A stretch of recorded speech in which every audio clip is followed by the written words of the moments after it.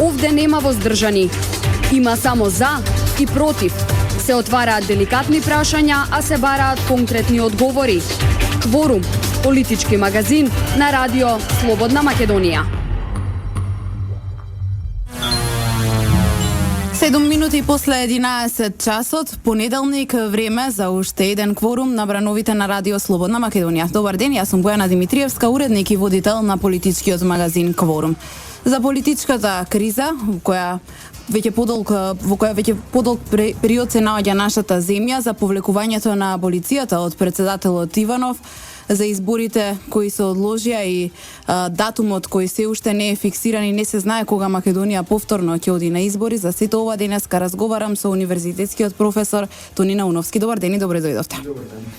Ајде вака на почеток за повлекувањето на аболицијата. Тоа е најново, председателот Иванов се одлучи да ја повлече аболицијата за политичарите, но од друга страна протестите на улиците не запираат, бараат целосно повлекување на аболицијата. Како тие нема ни да запрат, почитувана Бојана. Што и да се случи, што и да направи власта, тие нема да престанат се додека не се сместат во државните, во функционерските фотели, кој што им се основна цел на нивното антиполитичко действување и хулиганско кршење, вандализирање на државни добра, кој што се разбира. Не се партиски имот на ВМРО ДПМН или на ДУИ, значи не се на власта, туку се на државата. Но ме прашавте прво за аболицијата. Навистина овој чин е многу контрадикторен, значи многу само противречен. Затоа што аргументите со кои што председателот Иванов ја оправда, ја образложи аболицијата со клучната цел, помеѓу останатото, но клучната цел беше смирување и помирување помеѓу клучните политички субјекти во Република Македонија, едно помирување помеѓу македонците, бидејќи да не забораваме, тоа е веќе утврдено доволно, аргументирано, покажано, верификувано емпириски, ако сакате, дека една од главните цели на оние кои што го смислија сето ова сценарио и сиот овој хорор политички кој што нас ни го направија во државата во изминатите 2 години беше токму улични тепачки кои што за малку ќе се случаа. Улични тепачки помеѓу македонци. Овие од приврзаниците на СДСМ, ЛДДП и овие други што протестираат секојдневно, а кои што многу провидно, многу детски, многу смешно се кријат заради некакви си таму организации протестираме и слични глупости. Тоа не е така. Овие протести што секоја вечер низ Скопје се случуваат, овие срамни уривања, оштетувања на државен имот, на споменици на македонскиот народ, се навистина само партиски митинг на СДСМ, ЛДП и останатите. Значи, тие не се граѓански протести. Тоа е факт. Но, една од клучните цели кои што на оние непријатели на Република Македонија, на некои центри на моќ, внатре, во Македонија, надвор од Македонија, координирани, некоординирани, синхронизирани во многу постапки дефинитивно, беше да се испотепаме помеѓу себе и при тоа дефинитивно државата во истиот тој миг практично ќе исчезнеше. Имаше такви опасни ситуации. Да, не се испотепаа македонците, меѓутоа нетрпеливоста е голема. Да, па се уште е, меѓутоа да се надеваме дека тоа етапно ќе се смирува, но имаше една таква опасна ситуација во Охрид. Значи имаше митинг на овие од СДСМ, значи она колона. Баш ги гледав снимките, бидејќи навистина многу се плашев да не дојде до тоа. И се уште се плашам, иако се надевам дека сега веќе опасноста како минува времето, бидејќи македонците сваќаат дека е ова валкана политичка игра која што нема да им донесе ништо добро, ни за нивниот живот, ни за економијата, ни за државата, за ништо. Значи имаше опасна ситуација, приврзаници на СДСМ и приврзаници на ВМРО, значи поминаа на 20 на метри. Ако немаше кордон, штитот полицајци, значи а имаше дофрлување. Значи малку не достига, да мислите некој, да речеме пијан или провокатор, агент, што и да е, замислете да фрли 2-3 камења од едната група кон другата. Значи тоа ќе настане веднаш тепачка. И тоа ќе биде крај. Тоа е најстрашното сценарио од кое што да се надеваме ќе нема да се случи, затоа што конечно сите сваќаме дека една е Македонија. Без оглед на се, ние мора да ја чуваме, без оглед на политичките разлики, ние мораме да ставиме некакви граници. Значи луѓето помеѓу себе мора да стават граници до каде политичката борба за функции, за власт, за фотели може да биде може да се практикува, да се реализира и каде треба да се запре, затоа што поминувањето на таа тенка црвена линија ќе значи дефинитивен пропаст на државата преку некоја форма на протекторат, потоа оние планови кои што веќе се сосема и јавно се обелоденуваат со нек федерализација и слично.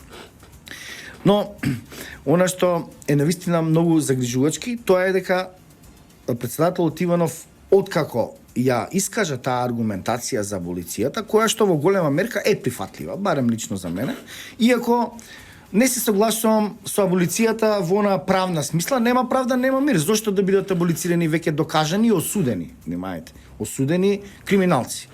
А имаше неколку лица, помилувани од претседателот, кои ще се осудени или во понапредната судска постапка. На кој конкретно мислите? Дали мислите на оние од случајот? Да, верушевски таму долазат тие што прислушкувале таму и така натаму. Значи, тоа не едно е да аболицираш луѓе за кои што се уште нема покренато кривична постапка и тоа од нелегитимна институција како што е специјалното јавно обвинителство, кое што за мене е правно ништовно. Јас лично, например, никогаш нема да ги прифатам одлуките, било кои одлуки на специјалното јавно обвинителство, затоа што е тоа квази институција, затоа што тоа е антиуставна и антизаконска институција, која што е донесена веројатно во миг на слабост на некои политички партии, ВМРО. Добро, гледате ли пристрасност во работењето на и силен притисок на некои странски центри на МОК, кои што имаат поинаква визија за Република Македонија, која што е сосема спротивна од потребите и интересите на македонскиот народ и на македонските граѓани конечно во целина. Но загрижувачки е тоа што претседателот Иванов попушти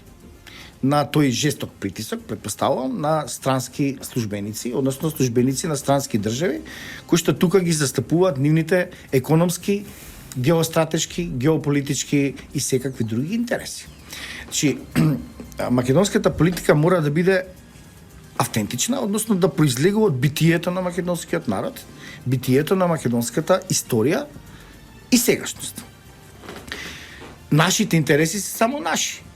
Се разбира соработка, меѓународни интеграции, ЕУ, НАТО и така натаму, тоа е се во ред, но секогаш кога ќе се почувствува барем и најмал знак дека некоја политичка инстанца и одлука може да биде во спротивност со темелните или длабоките, подлабоките, можеби не толку во мигот видливите интереси на народот, на државата, треба да биде отврдена без оглед на цената.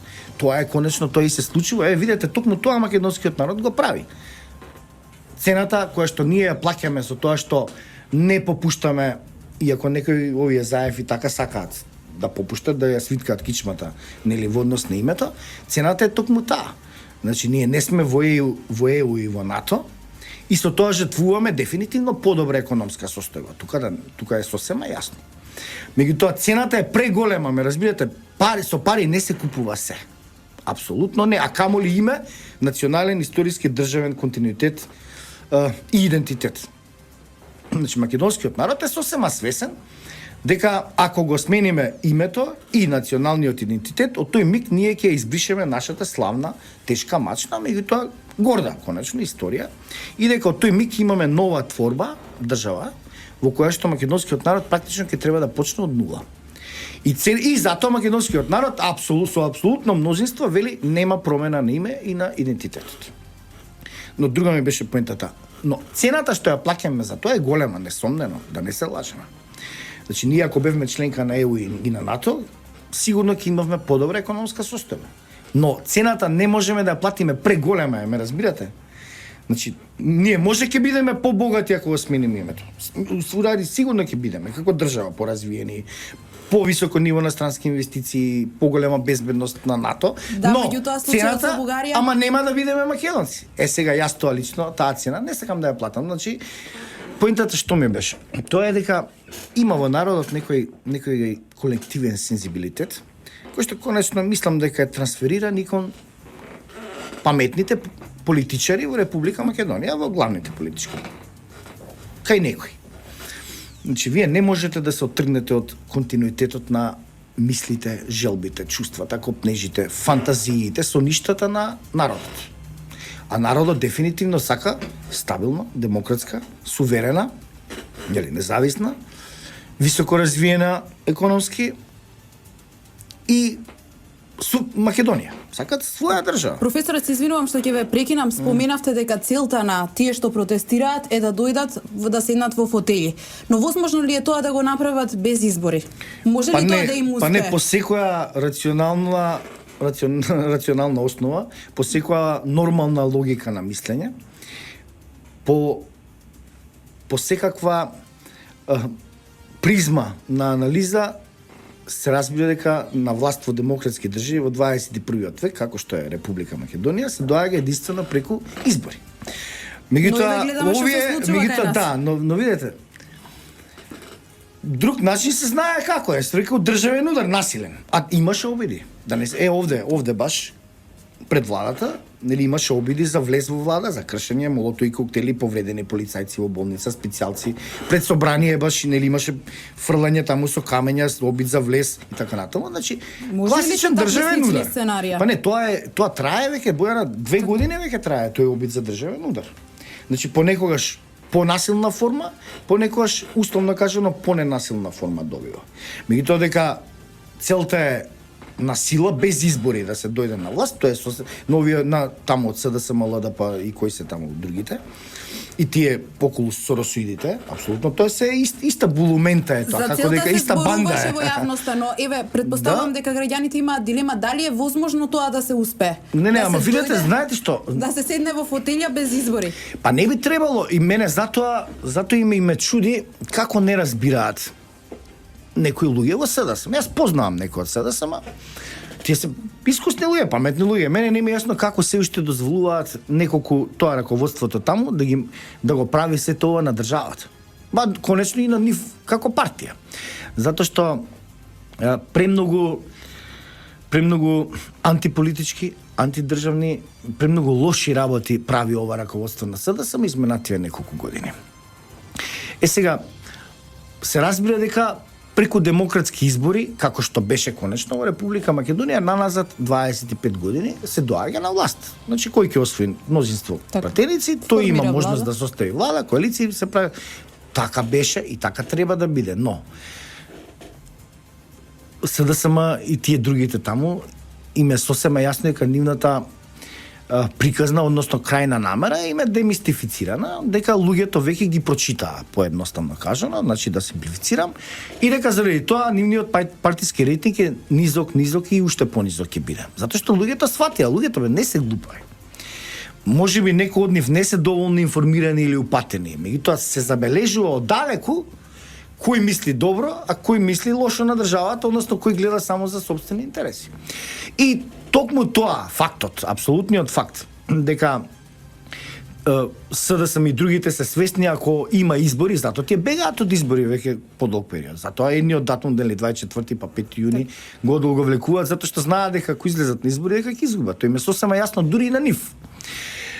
Но проблемот е при тоа што кога ќе се сооча со тој факт, дека и после 2 години валка на политичка игра, шпионажа, шпиунски снимки, како да кажам, приватни разговори наши да се употребат за рушење на легитимна и легална власт каква што е оваа на ВМРО ДПМН, дуги таму тие другите.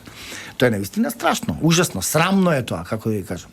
А да не и во тој контекст да не ја заборавиме сликата, и таа веројатно ја има, и таа ќе остане во архивите на македонската историја од пред неколку дена, кога лидерот на СДСМ и актуелниот председател на СДСМ и подпредседателката на СДСМ, значи фрла балони со боја врз Министерство на сопствената држава. Значи ти да фрлаш боја врз министерство каде што претендираш да бидеш министер. Тоа е како да се рушиш куќата во која што сакаш да живееш или живееш. Тоа е толку ирационално, толку лудо, толку црпнато. Професоре, и само уште ова, ако може да ви го кажам, во овој конкретен контекст. Значи, при тоа бесот кој што им се јавува, кога ќе се соочи со сопствената немоќ. Значи, кога ќе се соочиш дека со сопствениот пораз. Пораз кој што ти го нанел не некоја политичка партија, не политичкиот конкурент, туку народот. Бидејќи гледаш дека нема масовна поддршка, има 100, 200, 1000, 2000 максимум, ама 2 милиона има Македонија. Тоа е 0,01 проти колку е веќе многу малку. Сега кога ќе се соочиш со тој факт, со сопствениот пораз, тогаш стануваш очаен и стануваш бесен и тогаш правиш ирационални потези кои што скапо може да ги чинат нив и тоа да се надеваме еден ден законски дека ќе си ја добијат заслужената казна, меѓутоа може скапо да ја чини во известни историски периоди и државата и токму тука е нивниот, како да кажам, онтолошки грев кон македонскиот народ и кон македонската држава. Тука правиме една кратка пауза за реклами и се враќаме во студиото. Разговараме за шарената, така наречената шарена револуција. Почитувани, останете со нас. После кратката пауза, повторно сме назад во студиото на Радио Слободна Македонија. Мој денешен гостин е професорот Тони Науновски. Професоре, најавив дека ќе ја начнеме темата околу шарената револуција. Во јавноста се појавија информации дека оние што секојдневно ги гледаме како дел од протестирам или од така наречената шарена револуција земаат огромни хонорари за да бидат на улиците, дека се дебело платени за тоа, дури некои ги нарекуваат платеничка револуција. Нивната цел нели е да се затоа е неуспешно се тоа што го прават, почитувана Бојана. Прашањето ми беше каде го гледате вие излезот од оваа политичка криза и дали тие ќе успеат во својата намера и дали преку протести може да се најде некое чаре за излез? Така, добро, мислам дека го сватив прашањето. Затоа не успева ова во наводници револуција, односно овие партиски митинзи на СДСМ, ЛДП и соросудите. Затоа што нема автентична граѓанска енергија за насилна промена на власта. Значи, овие што протестираат секоја вечер, ја немаат таа автентична енергија, која што многу пати во изминатите 25 години, например, дефинитивно е забележана. Например, референдумот во 91-92 кога беше, тоа беше масовна, тоа е експлозија на емоции, експлозија на енергија, на македонска енергија. Потоа митинзите, некои митинзи за името, некои митинзи каде што се случува некоја конкретна мини историска криза, апсолутно се чувствува дека едноставно народот сака нешто да направи и тогаш прави и се случува промена.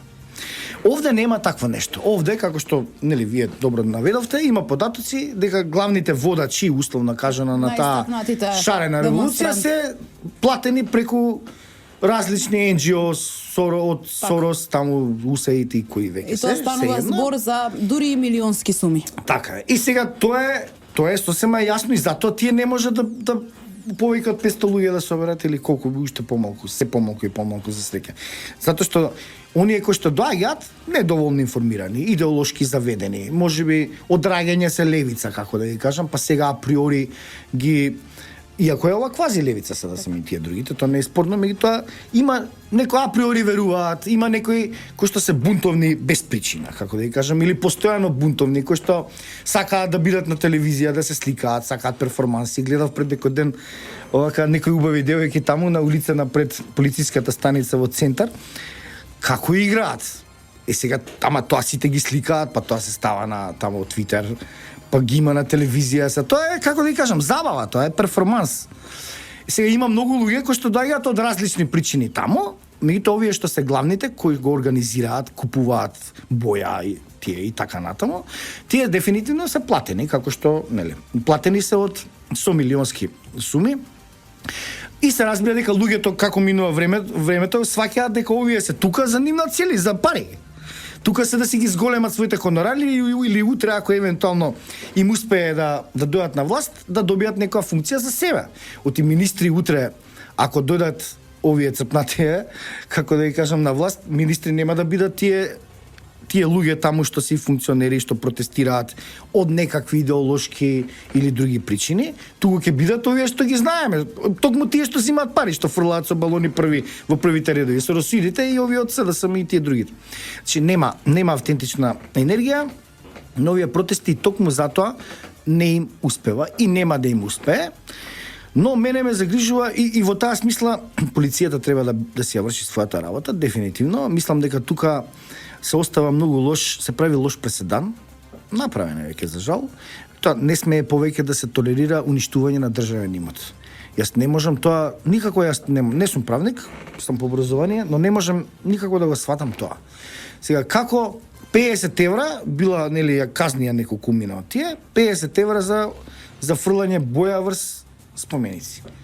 Ама мене тоа ми е многу малку сега, јас да земам боја и да отидам да фрлам, не ми е логично, како да ви кажам, многу толеранција има од институциите. Мислам дека полицијата треба да ги спречи тие срамни уништувања, оштетувања на државен имот. Треба да се врши својата работа поангажирано, затоа што и се разбира во таа смисла повеќе нема да има никаков успех овие партиски митинзи што се случуваат секој ден. Тука не се грижам. Меѓутоа загрижен сум од некои други аспекти на оваа криза, по суштинските. А тоа е странскиот фактор. Значи, оние силни центри на МОК неофицијални. Значи, да се разбереме. Соединетите американски држави, јас мислам дека се политички пријател на Република Македонија. Дефинитивно. Исто така и Европската унија и така. Јас сакам да верувам во тоа и мислам дека е така. Но, тоа е официјалната политика. Сега тие имаат некои концепции, своји геополитички интереси, планови за Балканот, па во таа смисла и Република Македонија, например затворањето на јужното крило на НАТО, ние останавме. Останавме затоа што името не рековме, не можеме да го анихилираме и така натаму, но нивната визија за Република Македонија не се совпаѓа со нашата. И тука е проблемот на официјално ниво. Значи, во смисла на меѓународна политика. Но тука може да се дебатира, да се разговара, да се воспостави диалог, аргументација и така натаму. Мене ме загрижува, мислам при тоа на оние центри на МОК кои што се неофицијални или во најлош случај полуофицијални. Значи, некои шпиунски агенции, овие невладени организации или некои think-танкови кои што во суштина се економски клубови, како да ги кажам. Значи, мене ме загрижуваат и мислам дека тие се инволвирани во оваа криза. Во потикнувањето, мотивирањето, финансирањето, можеби, координирањето на сето ова што ни се случува во изминативе години и пол две. Мене тука е сега проблемот, како ние, како држава, од една страна да го неутрализираме официјалниот притисок на официјалните политики на САД, ЕУ и сите мокни или членки на ЕУ, Германија и така натаму, односно оние посредници кои што нас не ги праќаат, главно по наша вина, односно по вина на црпнатите, се разбира. Но од друга страна, како да се неутрализира на терен, пред се, на терен, на политички терен внатре Република Македонија, мокното и финансиски силно лоби или центри кои што даваат максимална поддршка на овие црпнати. Тука е наистина тежок проблем и да бидеш политичар денеска во Република Македонија е наистина тешка и комплицирана работа. Многу е сложено се. Но во однос на излезот, сега како јас мислам дека требаше, односно треба да се постапи за излез од оваа вештачки создадена криза со непријателски цели, односно со некакви крајни очекувања како резултат од оваа предизвикана криза, кои што ќе би биле погубни за нас како држава, а особено како македонски народ. Бидејќи да не забравиме, позади сето ова, веројатно се наоѓа целта да се смени името и идентитетот. Можеби да се не можеби туку веројатно, мислам, подобро, попрецизен термин би бил тој, веројатно да се направи некоја форма на голема Албанија, присто односно да се федерализира Македонија, тоа бидете сигурни, за жал. И такви планови се сосема веќе евидентно дека има. Значи, како да се излезе од оваа криза, сега ќе ви кажам што јас мислам. Допред извесен период, неколку месеци или повеќе. Но во изминатите 2-3 месеци мислам дека веќе станува сосема јасно дека не е можно преку рационален, политички, нормален дискус, диалог да се реши оваа криза. Затоа што овие што се таму од овие бандитиве што тепаат полицајци, фрлаат камења, кршат имоти, овде ви искршија радиово, запалија канцеларијата на претседателот Иванов ја запалија, ја ограбија, нели, ја уништија. Во Тетово мислам исто дека ја запалија. Значи со нив дефинитивно нема диалог. И јас да сум во МРО-ДПМН, јас ќе престанам да разговарам и да преговарам и да се договарам, затоа што е очигледно дека со црпнати не можеш да се договориш, ти можеш со нормален човек, со рационални луѓе, како да ви кажам. Со нив можеш да воспоставиш политика на диалог, компромиси, договори, преговори и така на. Тоа е политика. Меѓутоа овие се веќе, како да ви кажам, има таму премногу луди. Со луди се во Бардовци и во Демирхисар. Значи, луди не се за на преговарачка маса. Значи, јас допред неколку месеци мислев дека патот кој што го избра власта, во МРО и другите, во условно кажано менаџирање на оваа криза е и покрај тоа што не се согласував, но мислев дека можеби ќе постигне некаков ефект позитивен, во смисла дека навистина ќе биде делотворен. Но не. Еве, колку повеќе власта попушта, толку повеќе овие стануваат, зимаат сила. Значи, тоа е некоја детска, глупава, уличарска логика. Значи, попаметниот попушта. Не, во случајов попаметниот нема попуштање. Ако попушташ, испаѓаш будала, затоа што тие зимаат уште поголема сила. Разбирате? Колку повеќе отстапки правиш, наместо и тие да направат отстапки и преку нормален процес на интеракција, на размена на аргументи, мислења и така натаму, да се дојде до некакви решенија, како што правеа обид ВМРО, долги години, веќе од самиот почеток тие тоа го прават, кога гледаш дека очигледно таму нема доволно ум за рационален излез од оваа криза, конечно имаше според антимакедонскиот пржински договор, кој што треба да се укине, да се надевам уставниот суд дека ќе го кине, бидејќи е антиуставен. Значи, таму има некои решенија кои што се невидени во историјата на оваа планета. Тоа дополнителни министри. Тоа е поделена моќ на одлучување внатре институциите. Тоа беше една од најстрашните работи што ни се случи во изминативе 2 години, а се случија многу страшни работи. Замислете, само за илустрација, пак се вратам на конкретното прашање. Замислете кога беше овој Оливер Спасовски министер, а Митко Чавков заменик. Или обратно, се едно. Двајцата имаа врзани подписи, нели? Секоја одлука требаше врзан подпис да има. Замислете да не нападне од Скопска Црна Гора терористи. И со Спасовски ќе даде наредба, повлечете се на полицијата, Чавков ќе даде наредба, нападнете. Што да прави полицијата? Тоа беше ужас. Среќа што не нападна. Значи никогаш повеќе да не се повторат вакви луди антинормални, антиисториски решенија, конечно, што никогаш во историјата ги немало, како што за жал има и други примери на нас адвокатката. Сега ги немаме министрите од СДСМ во владата. И да ги немаме никогаш. Знаете зошто? Затоа што очигледно тие правеа само партизација на министерствата. Сега во една ваква ситуација каде излезат? Сега баш мислев да се вратам конкретно. Сега допред некој месец јас навистина мислев дека може преку овој процес на диалог, нели требаше и во Виена да се разговара, нели да се продолжи диалогот за оние барања кои што се неоправдани на СДСМ, кои што ги истакнуваат како главна причина зашто не прифати избори прво на 24-ти, па потоа април, па потоа на 5 јуни. И сега не прифаќаат. Значи, прочистување на избирачки список, што е направено и што е перманентна задача на институциите на системот. Потоа реформи во медиуми, какви, потоа има слобода колку сакате, тие дури и доминираат во медиумите. Тие доминираат, овие со расудиве, тоа секоја вечер погледнете по телевизија, по радија, по портали, 80% од сите информации се преку нивна соросудна СДС-овска призма, тоа не е спорно. И трето, што беше одвојување на државата и партијата, тоа се глупости, тако нешто нема.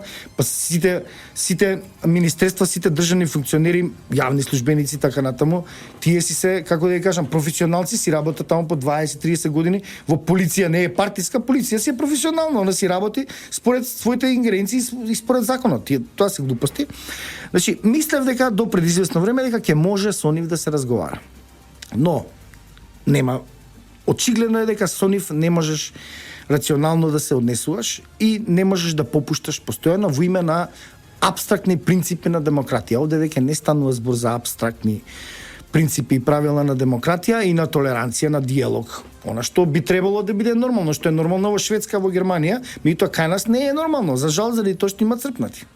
Сега, кога ќе дојдете до таков заклучок, единствено станува враќање кон основните постулати на Уставот. Укинување на Пржинскиот договор, укинување на, особено на тоа, како го нарекуваат, специјално јавно обвинителство, кое што е очигледно некој вид на партиска, на СДС-овска алатка за јавно оценување на високи функционери на ВМРО ДПМН. Ништо друго, барем до сега, како што можеме сите да видиме. Значи, враќање кон темелните вредности, прекинување на секаков диалог, и функционирање на државата во нејзиниот полн капацитет. Затоа што ние во овие 2 години изгубивме многу економски, изгубивме странски инвестиции, изгубивме време, изгубивме колективно внимание, потрошивме многу македонска енергија на црпнати, на глупости. Тоа мора да се прекине. Најдобар начин е поништување тотално на Пржинскиот договор. Собранието сега веќе повторно си функционира во полн капацитет. И понатаму работење нормално на подобрување на закони, реформи во различни подсистеми во општеството и така натаму. Само тоа, ништо друго. Се друго ќе биде продолжување на оваа агонија, затоа што 2 години трае тој модел замислен од ВМРО, од власта, нели, за решавање на кризата, очигледно дека тој не е ефективен. Колку повеќе продолжуваат тие од власта да попуштаат, толку повеќе овие црпнати земаат сила и тоа мора да се прекине согласно Уставот и законите. Професора, правиме тука уште една кратка пауза за реклами и влегуваме во завршниот дел од разговорот зборуваме околу изборите. Почитувани слушатели, останете на оваа фреквенција. Повторно сме назад во студиото на Радио Слободна Македонија. Мој денешен гостин е професорот Тони Науновски. Професоре, уште неколку минути до крајот на овој понеделнички кворум. За крај би ве прашала изборите на главното прашање. Сега немаме одреден датум кога би се одржали изборите. Може ли да прогнозираме кога Македонија ќе гласа и кој би бил победник на тие избори? До сега требаше да има избори. Имаше два договорени датуми, договорени првично, меѓутоа потоа, како што и сега, е ситуацијата, се повлекоа оние кои што не се рационални, односно кои што се свесни дека ќе доживеат тежок изборен пораз. Јас би рекол и дебакл. Ќе остават многу помалку пратеници од колку што сега имаат во собрание. И тоа ќе биде исходот од изборите кога ќе ги има. Меѓутоа, комбинацијата помеѓу тие ирационални политичари кои што мислат само на тоа да насила преку насилни протести, жестока идеолошка пропаганда, гебелсовска, да се обидат да направат државен удар, како што конечно 2 години се обидуваат, на еден или на друг начин. Тие се свесни дека и на избори ќе изгубат. Тоест, и затоа прават се што е можно, наспроти сите првични договори, наспроти Пржинскиот договор, конечно, прават се да ги одложат тие избори. Сега во оваа ситуација, бидејќи има, рековме, некои неформални центри на моќ кои што им даваат поддршка, прават притисок да менаџираат сета оваа конкретна политичка ситуација денеска во Република Македонија во насока на промена на јавното мислење, односно промена на рейтингот на политичките партии. Тоа нема да се случи. Што и да направат, дури мислам колку повеќе минува времето, се по-ирационални постапуваат и се по-луди работи прават. Ова со шарањево, со боењево на споменици на Триумфалната порта, на Александар Македонски споменик, мислам. Тоа, кој македонец утре ќе гласа за нив? И јас да бидам искрен, мислам, само тие што имаат финансиска корист од тоа, овие со расудиве што се платени за тоа и тие што се раководството, што се функционери. Значи, ВМРО ДПМН и ДУИ. Требаше да ги распишат изборите по секоја цена на 24 април. Кога еднаш попуштија и рекоа 5 јуни сигурно, требаше да го направат тоа. 5 јуни. Сега ни 5 јуни попуштија повторно, сега веќе нека не прават избори. Зошто правите? Мислам 2018 нели дека се редовните избори, до тогаш државата треба да се стабилизира, а има многу работи кои што се изместија од своето природно институционално делување, односно форма на активност, и сите тие грешки, сите тие фаленки, сите тие за останати пропуштени работи, така натаму треба да се направат. Има многу такви. Значи државата 2 години беше заложник на црпнати, заложник на бандити, заложник на хулигани. Тоа мора да се поправи, да се во наредниот период, да се стабилизира државата и да се врати кон рационалниот дискурс на собственото постоење и да се врати кон основните принципи на современите демократски општества, односно системи како што е Република Македонија. Се друго, секаков друг обид, секаков друг избор за решавање, условно кажано, на оваа криза ќе биде погубен за Република Македонија, дури и повеќе од ова што досега плативме сите како народ, како држава, цена за овие ирационални делувања на тесно политичко раководство на една или на неколку политички партии, заедно со ние платеници не со милиони денари евра таму колку што зимаат од квази НГО. Затоа што ние веќе толку многу се изместивме, се мрднавме, да не кажам. Македонија толку многу се спобудале заради будали, што нема веќе време и не смееме повеќе да останеме во таква состојба. Ние мораме да се освестиме, да се вратиме кон нормалноста, кон нормалните принципи на функционирање и вредности на политичкиот дискурс, значи да се посветиме на реформи на закони, на економија, на ниво на странски инвестиции, на зацврстување, стабилизирање на институциите и така натаму, значи на се она што е нормална демократска држава Македонија, а не да бидеме заложници на црпнати кои што сакаат само фотели, 1 евро за за не знам, за таму и слични глупости. Значи доста беше и јас ги молам политичките елити, значи во Република Македонија, особено оние кои што се одговорни, да не поштедат доволно беше 2 години што ги трпевме, овие црпнативе. Поштедете не, прекинете го ова лудило, дајте да бидеме нормална демократска држава како што бевме до пред 2 години, пред некои црпнати таму со месијански психопатолошки синдром, да ни ја направат оваа голема белја и дамка која што ќе остане паметник за идните генерации на македонци како не треба да се постапува кон сопствената држава и кон сопствениот народ. Професоре, јас ви благодарам за оваа анализа. Тука ја завршуваме денешната емисија. Вам, почитувани слушатели, ви благодарам на вниманието. Денеска е 30 мај, понеделник. Јас сум Бојана Димитриевска, уредник и водител на политичкиот магазин Кворум, кој во продукција на Радио Слободна Македонија, техничка реализација Владимир Дамјановски и Никола Давчев. Ви благодарам уште еднаш на вниманието. Имајте убав ден. Пријатно до слушање. Овде нема воздржани. Има само за и против. Се отвараат деликатни прашања, а се бараат конкретни одговори. Кворум, политички магазин на Радио Слободна Македонија.